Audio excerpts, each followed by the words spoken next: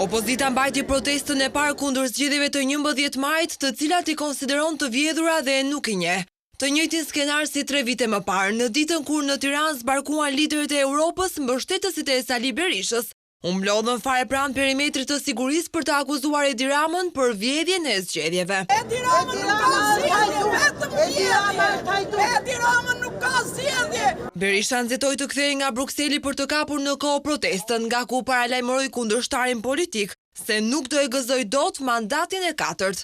Garantoj se Edi Rama kur nuk do mund të qëndroj në atë karrige, në zgjedhjet vjedhura, në zgjedhjet krimi, në zgjedhjet korrupsionit, por do marrë përgjigjen që meriton dhe që kanë çdo diktator, çdo narkodiktator. Disfata në zgjedhje bëri që Ilir Metës të mos I hapen dyert e burgut. Tedi Blushi fitoi një ulse në kuvend për shkak se emri I tij ishte në listën e mbyllur të Partisë Demokratike. Por I besuar I Metës ju shmang pyetjes nëse është gati të sakrifikojë mandatin për kryetarin.